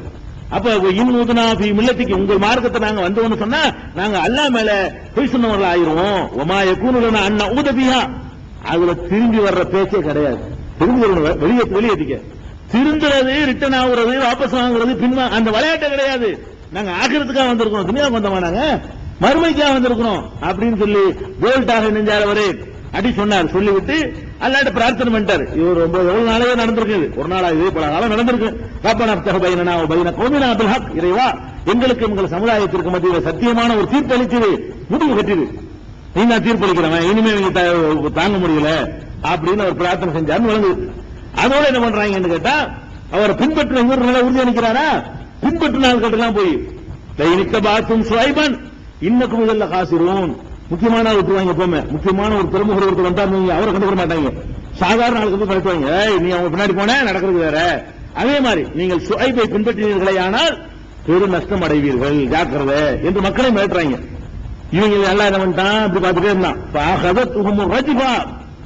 பெரும் சத்தம் அவர்களை தாக்கியது. வழக்கம் போல சத்தம் தான் பெரும்பாலும் அழிக்கிறது வரும். தாக்கியது. ஜாசிமீன், வீடுகளில் காலை நேரத்தில் பிணமானார்கள். ராத்திரியில் ஒரு சத்தம், காலையில போனோம். இதான் உங்கள்கிட்ட கேள்வி. ஊர் நீக்குவேன், அது நீக்குவேன், இது நீக்குவேன். சத்தியத்தில் நீக்கிறவன் அநியாயக்காரன் நீக்க ஒன்றும் ஆகாது. உனக்கு நல்லது சொன்னவனை நீக்குவேன் நீக்குவேன் இருந்தீங்கன்னா இதுதான் கேள்வி. இது வரும் அவர்களுக்கு, அது எந்த டவுட்டும் கிடையாது.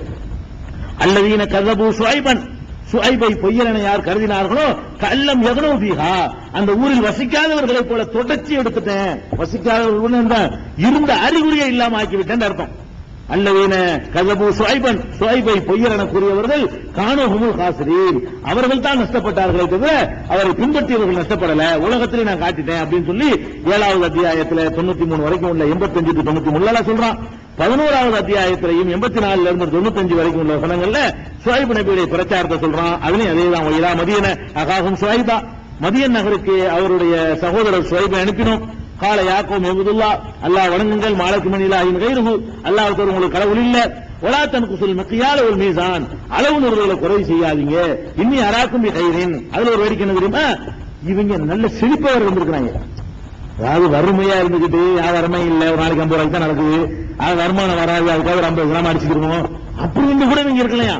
இன்னி அராக்கும் பி கைரின், உங்களை நல்ல நிலையில் நான் காண்கிறேன். என்ன நல்லா தானடா இருக்கிறீங்க, பிடிக்க வியாபாரம் தானே பண்றீங்க, நல்லதான் பணம் வசதியோடு இருக்கிறீங்க, எதுக்கு போய் ஆசைப்படுறீங்க என்று அவர் சொன்னார் என்பதில் இருந்து நல்ல ஒரு வசதியோடு இருந்திருக்கிறார்கள் என்பதை பார்க்கிறோம்.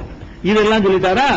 இது மாதிரி சொன்ன உடனே அவங்க கேட்கிறாங்க, யா ஷுஐப், ஷுஐபே அஸலாத்துக தஅமுருக அன் நத்ருக மா யஅபுது ஆபாவுனா, எங்கள் முன்னோர்கள் வணங்குவதை விட்டு விடுமாறு உன்னுடைய வணக்கம் தொழுகதான் உன்னை கட்டளையிடுகிறதா? உனக்கு புதுசா ஒரு வணக்கம் செய்ய, இந்த வணக்கம் தான் உன்னை இப்படி தூண்டுகிறதா அப்படின்னு கேட்டார்கள். அது முன்னோர்கள் வணங்கிய பல கடவுள் வணக்கத்தை அவர் கொண்டிருந்தார்கள் வணங்குறாங்க. கேட்கிறாங்க, இல்ல எங்கள் முன்னோர்கள் வணங்கியதை நாங்கள் வணங்கக்கூடாது என்று நீ தடுக்கிறியா அப்படின்னு கேட்டா, அப்படி ஒரு நம்பிக்கை உங்கள்கிட்ட இருந்திருக்கு என்பதை இதிலிருந்து விளங்கிறோம். அவ் அன்னபால தீம் அம்பாலினா மானசா, எங்க பொருளாதாரத்தில் நாங்க விரும்பினதை செய்வதை தடுக்கிறியா நீ? காசு எங்க காசு, வியாபாரம் எங்க வியாபாரம், நாங்க விரும்பினதை செய்வோம், அதை தடுக்க வந்துட்டியா நீ? அப்ப எங்க முன்னோர்கள் வழியில நாங்க செல்வதையும் எங்க பணத்தை நாங்க விரும்பின மாதிரி நாங்கள் பயன்படுத்துவதையும் தடுக்க வந்துவிட்டாயா என்று அவர்கள் கேட்டார்கள். அப்ப அவர் என்ன பண்ணிட்டாரு, மக்கள்கிட்ட சொல்றாரு, இவ்வளவு எச்சரிக்கை பண்றாரு, மக்களே இந்த மாதிரி நீங்க நபிமார்களை புறக்கணிக்காதீங்க. ஏற்கனவே நூகுடைய சமுதாயம் அழிஞ்சு போயிருக்கிறாங்க, யாபத்தில் வச்சுக்கிறீங்க. ஹூதுடைய சமுதாயம் அதுக்கு முந்தி போயிருக்கு, அதையாவும் வச்சுக்கிறீங்க. சாலிஹுடைய சமுதாயம் அதுக்கு முந்தி போயிருக்கு, அதையாவும் வச்சுக்கிறீங்க. லூத்துடைய சமுதாயம் உங்களுக்கு தொலைவில் இல்லை, கிட்டத்தெல்லாம் போயிருக்கு. அப்ப லூத்துக்கு அடுத்து வர்றாரு. என்ன வழங்குதுன்னு கேட்டா, லா எஜிரிமன்னக்கும் சிகாக்கி ஐ யுசீபக்கும் மிஸ்லமா அஸாப கௌம நூஹின் அவ் கௌம ஹூதின் அவ் கௌம சாலிஹின் வமா கௌம லூத் மின்கும் பஈத். இந்த நபிமார்களுடைய சமுதாயத்துக்கு ஏற்பட்ட கதி உங்களுக்கு ஏற்படுவதை தவிர்த்துக் கொள்ளுங்கள். லூத் நபியுடைய சமுதாயம் அழிஞ்சு ரொம்ப நாள் ஆகல, கிட்டத்தெல்லாம் போயிருக்காங்க, ஏன் வச்சுக்க. இந்த மாதிரி தான் நபி சொன்னதை கேட்க மாட்டேன்ட்டாங்க, அவங்க அழிஞ்சு போயிட்டாங்க, கிட்டத்தெல்லாம் இருக்குது அப்படின்னு சொல்றாரு. காலத்தால் கிட்ட இருக்கிறாங்க. அப்ப அதனால தெரிஞ்சுக்கிறீங்க, பாவ மன்னிப்பு கேளுங்க, அல்லாட்ட மன்னிப்பு கேளுங்க இப்படிலாம் சொன்ன உடனே அவங்க அடுத்த பதில் சில நேரங்களில் வெளியேற்ற மாட்டாங்க. சில நேரங்களில் என்ன சொல்றாங்கன்னா, யா ஷுஐப் மானப்போ கதீரம் மிம்மா தகுல், நீ சொல்றதுல பல விஷயம் விளங்கவே மாட்டேங்குது, புரியவே மாட்டேங்குதுங்கிறாங்க. அழகா சொல்றாரு, அளவுல குறை செய்யாது, புரியலையா உங்களுக்குலாம், நிறுவையில குறைய செய்யாது, இப்ப புரியலைங்கிறாங்க. நீ சொல்ற ஒண்ணுமே விளங்க மாட்டேங்குது. நம்மள்ட்ட அப்படி சொல்றாங்க, நம்ம சொன்னா உண்மை குழப்பறாங்க, ஓடிட்டு புரிய மாட்டேங்குது. சரியா சொல்றதை போட்டு குழப்பம்ன்றான், குழப்புறத போய் சரிங்கிறான். அதே மாதிரி இதெல்லாம் அப்படி வரலாறு அப்படியே திரும்ப பாருங்க. அப்ப நீ சொல்றதுல நிறைய விஷயங்கள் விளங்க மாட்டேங்குது. ஒண்ணு, இன்னால நராக்க ஃபீனா லைஃபன், நீர் எங்கள்ல ரொம்ப பலவீனமான நிலையில் இருப்பதை நாங்கள் கருதுகிறோம். இப்ப அந்த சோய்பில் வழங்கி போச்சு. என்ன சொல்றாங்க, நீ உள்ளதுல நீ தான் நம்ம வீக்கா இருக்கிற, நீ எங்களுக்கு அறிவுரை சொல்றியா, எங்களுக்கு மேல கை வாங்கியிருக்கா, உங்க கை அதிகாரம் இருக்கா, காசு இருக்குதா, ஏதாவது மேல இருக்கிறியா, கீழே இருக்கிற நீ எங்களில் நீதான் பலவீனமா இருக்கிற. ஒண்ணு, நீ சொல்றது புரிய மாட்டேங்குது. ரெண்டு, லவ்லா ரகுத்துக்களை ரஜம்னாக்க, உன்னுடைய சமுதாயம் மட்டும் இல்ல, உன் கூட்டம் உன் சொந்தக்காரங்க இல்லைன்னா உன்னை கல்லால் எறிஞ்சு கொண்டிருப்போம். அந்த ஆளுக்காக பார்க்க வேண்டி இருக்குது, உன் சொந்தக்காரங்களுக்காக பார்க்கிறமே தவிர உனக்கு எந்த ஒரு வெயிட்டும் கிடையாது. மா அந்த அலைனா பி அசீஸ், எங்களை விட நீ மிகைத்தவர் கிடையாது, எங்களுக்கு கீழே உள்ள ஆள் தான், ஒழுங்கா தெரிஞ்சுக்க அப்படின்னு சொல்லி மிரட்டுறாங்க. இவர் என்ன பண்றாரு, நல்ல வேலைக்கு குடும்பத்துக்காக நம்ம விட்டு வைக்கிறாங்களே அப்படின்னு நினைக்கல, உடனே அங்கேயும் நியாயத்தை பேசுறாரு. அல்லாஹ் விட என் குடும்பம் உனக்கு பெருசா போச்சா, சரிடா பாப்போம், என் குடும்பத்துக்காக தான் நீ விட்டு வைக்கிறியா, நீ சரி பாப்போம், என் குடும்பத்துக்கான என்னை விட்டு வைக்க தேவையில்லை, அல்லாவுக்கு பயந்து விட்டு வச்சா விட்டு வை. என் குடும்பம் ஏதாவது செஞ்சிருவாங்கிறதுக்காண்டி அவருக்கு பாதுகாப்பு கிடைச்சும் கூட வேணாங்கிறாரு. அந்த மாதிரி பாதுகாப்பு எனக்கு தேவையில்லை. அரஹத்தி அஅஸ்ஸு அலைக்கும் மினல்லாஹ், அல்லாஹ்வை விட என்னுடைய குடும்பத்தாரின் சொந்தக்காரங்க அவங்க பெருசா போயிட்டாங்களா? வத்தகத்துமுஹு வராக்கும் லிஹ்ரியா, அது அல்லாஹ் வந்து முதுகு மாடத்துக்கு எறிஞ்சிட்டீங்களா? நீங்க அல்லாஹ் மறந்துடுவீங்க, என் சொந்தக்காரங்களுக்கு பயந்து என்னை ஒண்ணும் செய்யாம இருப்பீங்களா அப்படின்னு சொல்லிட்டு என்ன பண்றாருன்னா, சொந்தக்காரங்க சலுகை வேண்டியதில்லை, செய்யவே செஞ்சீங்க. அதான் அவங்கள விட்டு போட விட மாட்டேங்கிறாரு இவரு. அவங்க விட்டுட்டு போய் தயாரா இருக்காங்க, சொந்தக்காரங்க பேர சரியா தப்பிச்சு போடான்னு விட்டா இவர் என்ன பண்றாரு, ஏமலா மக்கானத்துக்கு செய்யறத செஞ்சுக்க, அவங்க அந்த விளையாட்டுல அங்க வச்சுக்கிறாங்க, நான் பயப்பட மாட்டேன் அப்படின்றது உறுதியா என்ன செய்யறாரு சொல்லிட்டு, யாருக்கு இழிவு தரக்கூடிய வேதனை வரும் என்பதை அறிந்து கொள்வீர்கள் அப்படின்னு சொன்ன உடனே நானும் காத்துக்கிட்டு தான் இருக்கிறேன். அவரை நம்ம காப்பாற்றணும், சோய்பை காப்பாற்றணும், நம்பிக்கை கொண்டவர்களை காப்பாற்றணும், அநியாயக்காரர்கள் இவரை வந்து என்ன காப்பாற்றணும், ஊரை விட்டு வெளியேற்ற சொல்லி இருக்குன்னு சொல்லல. இவர் லூத் நபியை வெளியேற்ற சொன்ன மாதிரி இந்த சமுதாயத்தை சொல்லும் பொழுதும் நம்ம அருளால் காப்பாற்றணும்னு சொல்றானே தவிர, நீங்க ஊரை விட்டு வெளியேறுங்க அவங்களை அழிக்க போறோம் அப்படின்னு சொல்லவே இல்லை. அதற்கு குர்ஆனும் சொல்லப்படல, ஹதீஸும் சொல்லப்படல. நம்ம அருளால் அவரை காப்பாற்றினோம், ஊரை விட்டு கொண்டு இவருக்கு சொல்லல. அல்லாஹ் சொன்னதை நம்ம எடுத்துக்கணும். இது ஒரு பாயிண்ட். அதுக்கப்புறம் வந்து இன்னொன்னு வந்து இவர்களுக்கு தோப்பு துறவுகள் எல்லாம் ஜாஸ்தியா இருந்திருக்கிறது. இவர் மதியன் வாசிகளை பத்தி எல்லாம் சொல்லும் போது தோப்பு வாசிகள் ஒரு வாசகத்தை யூஸ் பண்றான்.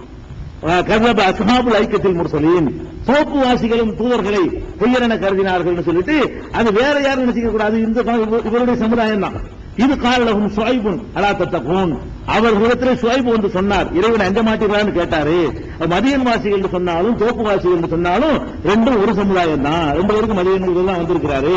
தோப்பு வாசிகள் சொன்னதுல இருந்து என்ன விளங்குதுன்னா, தோட்டம் துறவு செழிப்பு ஆறு நதி தண்ணி வசதி எல்லாம் இருக்கும். அந்த ஏரியாவில் தோப்புலாம் இருக்குன்னு சொன்னா ஒரு செழிப்பான ஏரியாவில் அவர் வாழ்ந்திருக்கிறாங்க, அந்த தோப்புக்கு சொந்தக்காரர்களாகவும் இருந்திருக்கிறார்கள் என்பதை இதுல விளங்கிக்கிறோம்.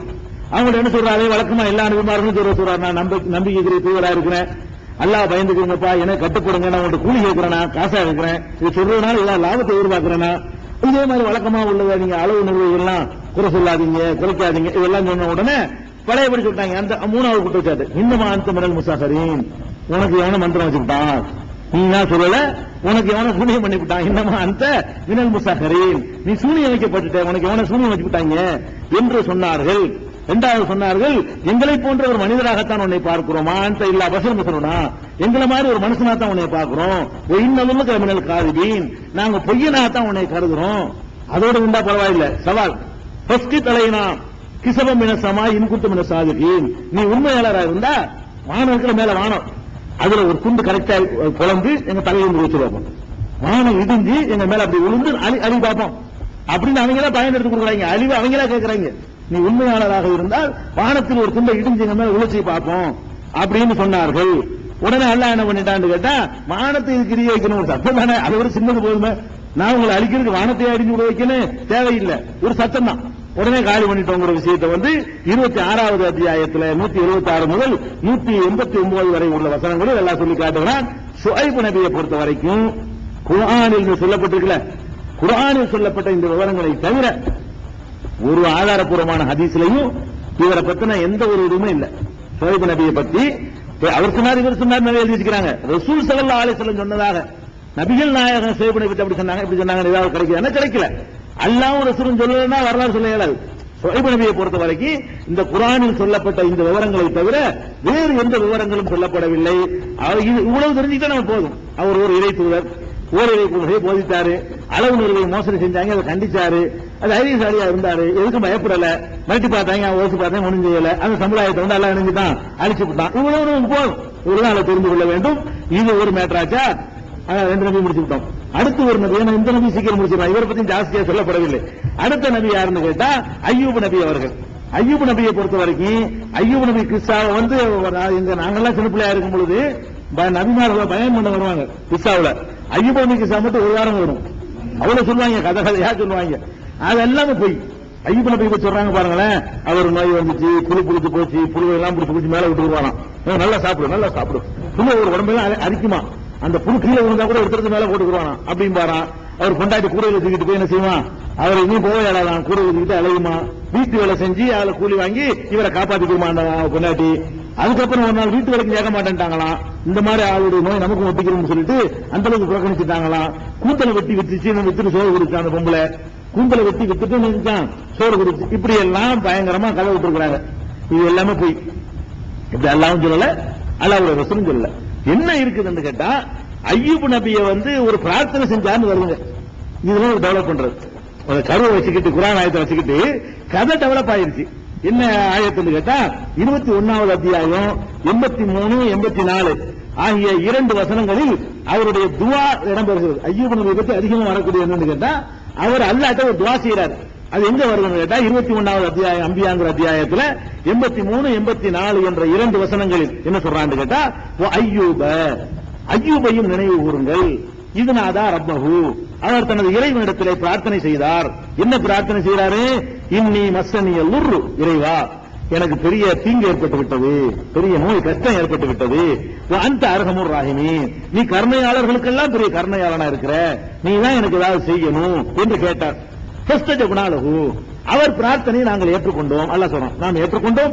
கசஃப்னா மாபிஹி மின் துர்ரின், அவருக்கு ஏற்பட்ட அந்த தீங்கை நாம் அகற்றினோம். ஆத்தைனாஹு அஹ்லஹு வ மிஸ்லுஹும் மாஹும், அவர்கள் குடும்பத்தாரை அவருக்கு வழங்கினோம், அவர்கள் போன்றவர்களையும் வழங்கினோம். ரஹமத்தன் மிந்தினா, நமது அருளால் அவருக்கு கொடுத்தோம். ஒரு இக்ராலில் ஆபிதீன், வணங்கக்கூடியவர்களுக்கு ஒரு படிப்பனையாக இப்படி செய்வோம். இவ்வளவுதான் இருக்குது. இதை வச்சுக்கிட்டு துன்பம் ஏற்பட்டுச்சுன்னு கேட்டிருக்காருல, அது துன்பம்னா என்ன அறிவு இருக்கிறது. துன்பம்னா என்னது? நோய். நோய் தான் எல்லாருக்கும் தான் வரணும், பெருசா சொல்லணுமே, திருக்குழுத்து போற நோய் அப்படின்னு பெருசாகிட்டே போறது, இப்படி வளர்த்துக்கிட்டு போறது. இதெல்லாம் கிடையாது. இன்னும் சொல்ல போனா, இவர் ஒரு நோயை பெற்றார்ல, 10 வருஷம் ஆச்சான், 20 வருஷம் ஆச்சான், அல்லாட்ட கேட்க மாட்டேன்ட்டாரான். எல்லாரும் சொன்னா அல்லாட்ட கேட்க வேண்டியானப்பா, 70 வருஷம் ஆரோக்கியமா இருந்தான்ல, 70 வருஷம் நோயா இருந்துட்டு போறேன், நான் ஏன் அல்லாட்ட கேட்கணும்? 70 வருஷம் நான் சுகமா இருந்தேன்ல. அப்ப 140 வயசு வரைக்கும் அவர் கஷ்டப்பட்டாராம். 70 வருஷம் நல்லா இருந்தாராம். நோய் வந்துச்சான், நோய் அல்லாட்ட கேட்க மாட்டேன்ட்டாராம். இன்னொரு 70 வருஷம் நோயோட நான் இருக்கிறேன், அந்த அந்த அனுபவிச்சதுக்கு பிராயச்சித்தம் இது. இதெல்லாம் கட்டுக்கதை. நோய் வந்தா எல்லாரும் கேட்கிற மாதிரி அவர் அல்லாட்ட கேட்கிறாரு. நோய் ஒரு கஷ்டம் இல்லாத நோய் வந்திருக்கும், இல்லாத நோய் வந்து பெரிய நோய் வந்திருக்கும், கேட்டாரு கொடுத்தோம், முடிஞ்சு வச்சுக்கல. இதோடு நிறுத்திக்கணுமே தவிர இதுக்கப்புறம் நம்ம டெவலப் பண்ணக்கூடாது. இது ஒன்னாச்சா. அடுத்து என்ன தெரியுமா? அடுத்து 38வது அத்தியாயம், 2வது இடம். 38வது அத்தியாயத்துல 41, 42, 43, 44 வசனம், மொத்தம் 6 வசனம் தான் இவரை பத்தி வருது. அதாவது 21வது அத்தியாயத்துல ஒரு 2 வசனம், 38வது வசனத்துல அத்தியாயத்துல வரிசையா ஒரு 4 வசனம். அந்த 4 வசனம் என்ன சொல்லுது பாருங்களேன். ஒதுக்குர் அப்தனா அய்யூப், நமது அடியார் அய்யூபை நினைவு கூறுங்கள். இதுநாதா ரப்பஹு, அவர் தனது இறைவனிடத்திலே பிரார்த்தனை செய்தார். இன்னி மஸ்ஸனிய ஷைத்தானும் யுஸ்பின் வஅதாப், ஷைத்தான் எனக்கு பெரிய அதாபையும் வேதனையையும் எனக்கு பெரிய கஷ்டத்தையும் தந்துவிட்டான். ஷைத்தான் ஏன் சொல்றாருன்னு கேட்டா, கெட்ட விஷயங்களை ஷைத்தானோட சேர்க்கிறது ஒரு மரபு. நபிமார்கள் அப்படிதான் செய்வாங்க. நீ எனக்கு கெட்டதை தந்துட்டேன்னு சொல்லக்கூடாது. யாரெல்லாம் அந்த ஷைத்தானால இப்படி வந்துருச்சேன்னு சொன்னது கேட்கறது மார்க்கத்துல தப்பு இல்ல.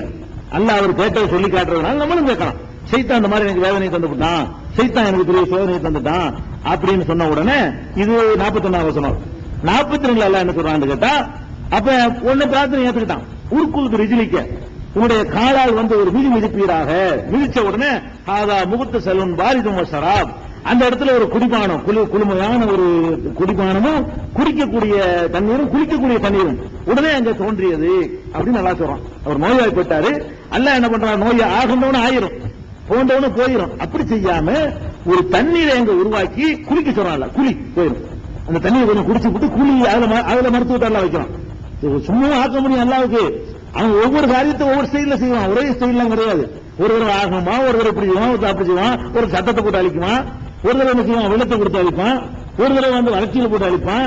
அவனுக்கு பல வழிமுறைகள் இருக்குது. அந்த மாதிரி சொன்னான்னு சொல்லி 42 இருக்குது.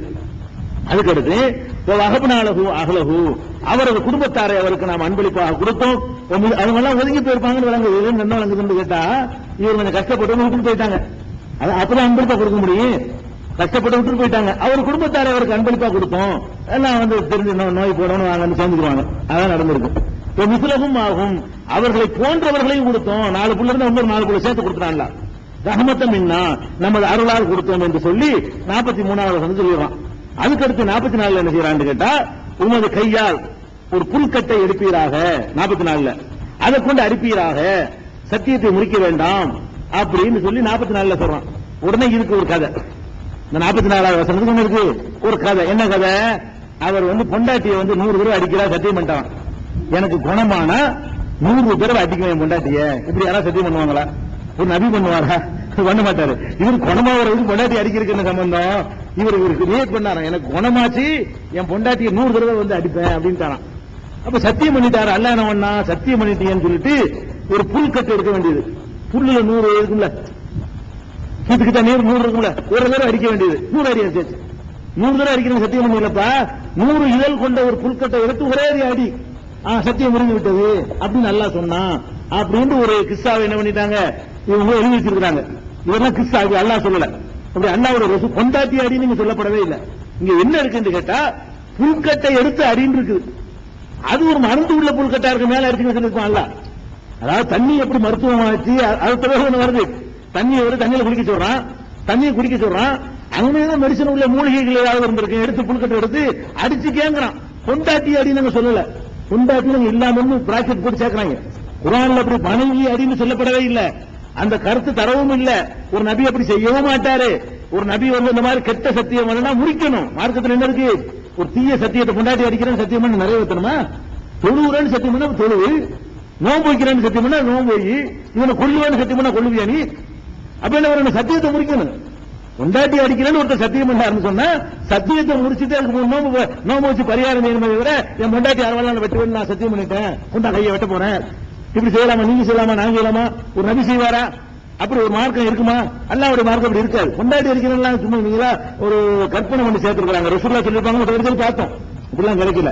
என்ன இருக்குன்னு கேட்டா, உன்னுடைய கையில பூக்கத்தை எடுத்து அதை கொண்டாடி அவர் மேல அடிச்சுக்கிறார். அவர் மேல இந்த தடவை விட்டா சில மூலிகைலாம் தடவை இதாகும்லங்க, அது மாதிரி என்ன மாதிரி பண்ணிருக்கிறான். அப்படித்தான் விளைவிக்கணுமே தவிர மனைவி அடின்னு சொல்லி வரக்கூடாது. இன்னும் சொல்ல போனா இதை முடிக்கும் போது எல்லாம் என்ன செய்யறான்னு கேட்டா, என்ன வச்சதுனாக சாபிரன், அவரை ரொம்ப பொறுமைசாலியாக நம்ம கண்டோங்கிறான். பொறுமை இல்லாத காட்டுறாங்க. பொறுமைசாலி சர்டிபிகேட் கொடுக்குறான் அல்ல. இவர் என்ன செய்யறாரு? போச்சுட்டு பொண்டாட்டி 100 ரூபாய் அடிப்பாங்கிறாரு. இவங்க ஒரு பொறுமைசாலி செய்யற வேலையா? அல்ல எந்த ஆயத்துல ஒரு பொறுமைசாலின்னு காட்டுறானோ அந்த ஆயத்தை வச்சுக்கிட்டு பொறுமை இல்லாதவன்னு காட்டுறாங்க. அந்த ஆயத்தை வைத்துக் கொண்டு என்ன செய்யறாங்க? அவர் பொறுமை இல்லாத அவசரக்காரரா காட்டுறாங்க. ஒண்ணும். அடுத்து ஒரு பாயிண்ட் விளங்கன்னு, நாம ஒரு சத்தியம் செய்யறோம். சத்தியம் செய்யறோம்னா என்ன சத்தியம் செய்யறோம் மனசுல நினைக்கிறோம், அதுதான் சத்தியம். இவர் 100 பேர் அடிக்கிறேன்னு சத்தியம் பண்ண வச்சுக்கிறோம். அடிக்கிறேன்னா புல்கட்டில் அடிக்கிறேன் சத்தியம் பண்ணாரு. அடிக்கிறேன்னா நெசமா சவுக்கு எடுத்து 100 பேர் அடிக்கணும். அதனால அவர் செஞ்ச சத்தியம். செஞ்சதுல நிறைவேற்றணும். செஞ்சது நிறைவேற்ற கள்ள தந்திரங்களுக்கு கொடுப்பானாப்ப, தந்திரங்களுக்கு கொடுக்கறதானே. அப்ப அந்த மாதிரியான ஒரு கற்பனை எல்லாம் கட்டி வச்சிருக்கிறாங்க. அவர் பொண்டாட்டி அடிக்கவும் கிடையாது, அதுக்கு எந்த ஒரு சான்றும் கிடையாது. புல்கட்டை கொண்டு அடின்னு தான் இருக்குது. சத்தியத்தை முடிச்சிடாதுன்னு அது தனியா வருது. அதாவது புல்கட்டால் அடிச்சிருவாயாக ஒலா தகனது, சத்தியத்தை நீ முடிச்சிடாது. சத்தியம் பண்ணிருப்பாரு, அதாவது இந்த மாதிரி நோய் குணமானா நான் அதை செய்யறேன் இதை செய்யறேன்னு சொல்லியிருப்பாரு. சத்தியத்தை முறிக்காதப்பா, சத்தியத்தை நிறைவேற்று அப்படின்றதையும் ஒரு 2 சம்பந்தப்படுத்திக்கிட்டு மனைவியின் இடையில ஒரு வார்த்தையை சொருவி எல்லா தரிசீர்களையும் குர்ஆனுடைய விரிவுரையில் எழுதப்பட்டது எடுத்து பாத்தீங்கன்னா 95 இதுல உமது மனைவியை அடியாக அப்படின்னு சொல்லிட்டு விளக்கம் வர. என்ன விளக்கம்? இந்த மாதிரி கூந்தலை வித்துட்டு வந்தாரு, கோவம் வந்துருச்சு அவருக்கு. நீ எப்படி கூந்தலை வித்துட்டு எனக்கு சோறு போடலாம்னு சொல்லிட்டு கோவம் வந்து அதுக்கு 9 கதை மொத்தம் இருக்கு. இவர் ஏன் பொண்டாட்டி அடிக்கிறேன்னு சொன்னாரு என்பதற்கு எத்தனை கதை? 9 கதை. ஒரு நாள் லேட்டா வந்துச்சு அந்த பொம்பளை, நீ எங்கேயோ போயிட்டு வரேன்னு சந்தேகப்பட்டு உன்னை அடிப்பேன் அப்படின்றாராம். இப்படி எல்லாம் ஒரு நபியை பற்றி சொல்லத்தகாத கற்பனை கதைகள்லாம் கட்டி அவருடைய அந்தஸ்தையும் தகுதியும் குறைக்கிற மாதிரி இருக்குது.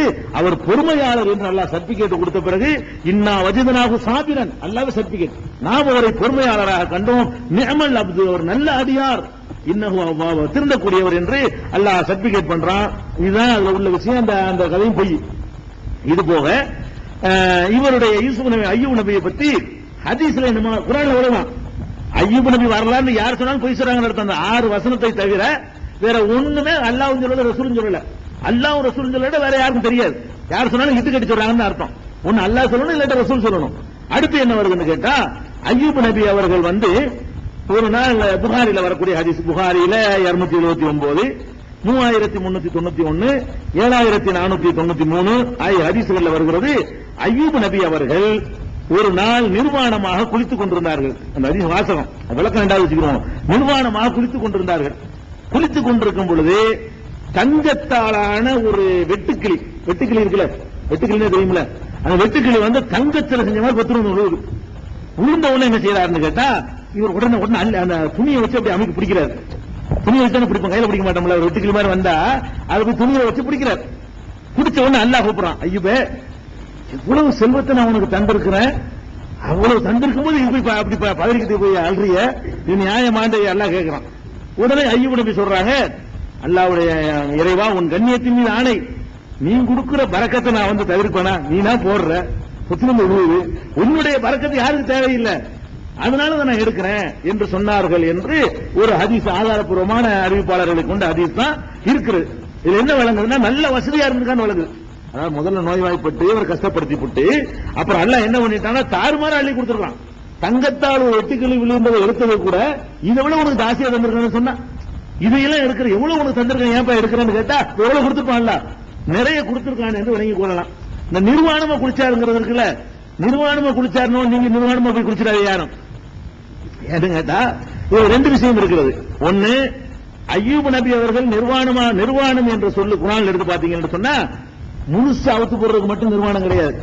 ஒரு அரைகுறையான ட்ரெஸ் அணிகிறாங்க இல்லையா, அதையும் நிர்வாணம் என்று சொல்வார்கள். ஒரு அன்றாயிரம் மட்டும் ஒருத்தர் போட்டுட்டு போனார்னு வைங்களேன், அதையும் நிர்வாணம் சொல்லலாம். முழு ஆடை இல்லாமல் அறையா இருக்காங்கல்ல, அந்த அறையா இருக்கிறதையும் என்ன செய்வார்கள், நிர்வாணம் என்று சொல்வார்கள், அரபு மொழியில் சொல்லுவாங்க.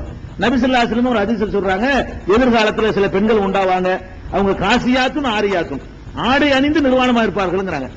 அப்ப அரை நிர்வாணத்தை ரசூலுல்லாஹ் அப்படி சொல்றாங்க, காசியாத்தும் ஆரியாத்தும் ஆடை அணிந்திருப்பார்கள், ஆனா நிர்வாணமா இருப்பாங்க. அப்படி இருக்க முடியுமா? அறகுறையாக ஆடை அணிந்திருக்கிறதை நிர்வாணம் என்று சொல்வார்கள். அப்படித்தான் எடுத்துக்கணும். வேண்டுகோளுங்க, ஆதம் ஹவ்வாவுல இருந்து அல்லாஹ் இயற்கையா அந்த உணர்வு கொடுத்துட்டான். அந்த மரத்தை சாப்பிட்ட உடனே அந்த உணர்வுகள் வந்து என்ன செஞ்சாங்க, ஓ தபிகா யக்ஸிபானி அலைஹிமா மின் வரக்கில் ஜன்னா, உடனே சொர்க்கத்தை இலை எடுத்து மறைக்க ஆரம்பிக்கிறாங்க. வேற அந்நிய ஆளு யாரும் இல்ல, இத்தனையும் பொண்டாட்டி புருஷன் தான் நிக்கிறாங்க. பொண்டாட்டி புருஷன் மட்டும் இருக்கக்கூடிய நேரத்தில் கூட அவங்க வெட்க மேலிட்டு உடனே அல்லாஹ்வுல வஹீலாம் அறிவிக்கல, உடனே இலையை எடுத்து மறைக்கிறாங்க. பாருங்க, இதான் இயற்கை, இதுதான் நல்லவர்களுடைய பண்பாடு. இப்படித்தான் நபிமார்களை வந்து அல்லாஹ் எத்தனையோ வருஷங்களுக்கு பிறகு, லட்சம் வருஷத்துக்கு பிறகு வந்திருப்பாரு அய்யூப் நபி. அப்ப அந்த படைச்ச முதல் மனிதருக்கே இருந்த வெக்க உணர்வு காலகாலத்துக்கு அதிகமாகிட்டு தான் வரும். அதனால வந்து அவங்க நிர்வாணங்கிறது என்னன்னு கேட்டா, குளிப்பதற்கு உரிய ஆடை ஒரு அன்றாயிரம் போட்டு குளிச்சிருப்பாங்க, அப்படி எடுத்துக்கொள்ளணும். சரி, நிர்வாணம் நேரடியா இருந்தீங்களா, செஞ்சுட்டு போங்க. அப்படி செஞ்சாலும் ஒருத்தர் நம்ம மறக்க முடியாது, நமக்கு அனுமதி இல்லை. ஒரு முந்தைய சமுதாயத்துக்கு அனுமதிக்கப்பட்ட இத்தனை விஷயங்கள் நமக்கு அனுமதிக்கப்படல. நபிகள் நாயகம் ஸல்லல்லாஹு அலைஹி வஸல்லம் வந்து ஒருத்தர் கேட்கிறாரு, அப்ப வந்து நிர்வாணமா ரசூலுல்லாஹ் குளிக்க கூடாதுங்கிறாங்க. ஒருத்தர் கேட்கிறாரு, நாங்க மட்டும் இருக்கும்போது, நான் மட்டும் தனியா இருக்கும்போது அப்படி நிர்வாணமா எல்லாத்தையும் அவுத்து போட்டு குளிக்கலாமா என்று கேட்ட உடனே நபிகள் நாயகம் ஸல்லல்லாஹு அலைஹி வஸல்லம் சொல்றாங்க, வல்லாஹு அஹக்க யுஸ்தஹியா மின்ஹு, ஏப்பா அல்லாஹ்வுக்கு வெட்கப்படணும்ல, நீ யாரும் முன்னாடி அல்லாஹ் பார்த்துட்டு இருக்கான்ல, அல்லாஹ்வுக்கு வெட்கப்படணுமா இல்லையா? அப்ப அது ஆடையை விளக்குதல் என்பது அதற்கு தேவைப்படுகிற இடங்களில் தான் விளக்கணும். அதுக்காக ஆடையை உடுத்திக்கிட்டே போய் பாத்ரூம் போயிடக்கூடாது, ஆடையை அவுக்க கூடாதுன்னு சொல்லி ஆடை இல்லாம தான் பாத்ரூம் போகணும், மனஜலம் கழிக்கணும். ஆடை இல்லாத அந்த மாதிரியானதுக்கு தப்பு இல்லை. குளிக்கிறதுக்கு ஆடையை எடுக்கணும்னு அவசியம் இருக்கா? அது தேவையில்லை. அதனால வந்து அந்த மாதிரியான குளிக்கிறதுக்கு வந்து நீ அல்லாஹ் வைக்கப்பட்டுக்க, அல்லான்னு ஒருத்தர் இந்த இடத்துல தேவைதானா, இது அவுத்து ஆகணுமா அப்படிங்கிற ஒரு நேரம் உனக்கு வரல, இல்ல அல்லாஹ் வைக்கப்பட்டுக்க. சில நேரத்தில் வேற மாற்று ட்ரெஸ் இருக்காது, ஒண்ணுதான் வச்சுக்கிட்டு இருப்பான், உடம்புலாம் டயர்டா இருக்கும், ஒரு வழியா இருக்க, யாரும் இருக்க மாட்டாங்கன்னா அது ஒரு விஷயம் நிர்பந்தது. அது வந்து அது அல்லாவுக்கு அது ஏத்துக்கிற விஷயம் காரணம். அது வேற ட்ரெஸ்ஸே இல்ல, அதையே அவுத்து வச்சுட்டு குடிச்சிட்டு போய்கிட்டு இருக்க வேண்டியது, அது தப்பு கிடையாது. இருக்கும்போது நல்ல வசதிகளா இருக்கக்கூடிய நேரத்தை செஞ்சிடக்கூடாது, அல்லாவுக்கு வெக்கப்படணும்ட்டாங்க. இதை விளங்கிக்கிறது அடுத்து இவன் அய்யூப் நபியை பத்தி கிடைக்கிறது. இன்னொன்னு என்ன இருக்குன்னு கேட்டா, அந்த அய்யூப் நபிக்கு வந்து இந்த நோய் நிவாரணம் கிடைச்சிச்சுல, அது ஒரு புதன்கிழமை தான் கிடைத்தது. இன்னொரு கிழமை வேற எக்ஸ்ட்ரா சேர்த்து, அது என்ன கிழமையா என்ன நமக்கு புதன்கிழமை கிடைச்சா என்ன, நமக்கு வெள்ளிக்கிழமை கிடைச்சா என்ன, நோயிலிருந்து நிவாரணம் கொடுத்தாருன்னு போயிட்டு இருக்கணும். ரசூல் ஸல்லல்லாஹு அலைஹி வஸல்லம் எழுதி வச்சுக்கிறாங்க. இப்னு மாஜாவுல 2 ஹதீஸ் இருக்கிறது. அந்த 2 ஹதீஸ்லயுமே உஸ்மான் பின் மத்தர் என்பவரும் ஹசன் பின் அபி ஜாஃபர் என்பவரும் அடுத்தடுத்து அறிவிக்கிறாங்க. 2 பேருமே பலவீனமான ஆட்க, 2 பேரும் அறிவிக்கிற எந்த செய்தியுமே ஹதீஸ்களை அறிஞர்கள் ஏற்றுக்கொள்வதில்லை. இவ்வளவு அய்யூப் நபியை பத்தி கிடைக்குது. பலவீனமான இந்த ஹதீஸ் ஒன்று கிடைக்குது, அந்த நிர்வாணமா குளிச்ச ஹதீஸ் ஒன்று கிடைக்கிறது, 6 ஆயத்து கிடைக்கிறது. இதை தவிர அய்யூப் நபியை பத்தி என்ன சொன்னாலும் நீங்க வந்து என்ன உண்மை அதை மட்டும் வச்சுக்கிட்டா போதும், பாக்கி எல்லாம் பொய்கின்றலாம். பாக்கி நீங்களே படிச்சு பார்த்து நீங்களா கழிச்சுக்கலாம். இது இல்ல இது இல்ல இது இல்லன்னு கழிச்சுக்கலாம். இது ஐயூப் நபியுடைய வரலாறை முடிச்சுட்டேன். எத்தனை போயிட்டாங்க வரைக்கும்? 3. இன்னைக்கு 3. மொத்தம் எத்தனை போயிருக்கு?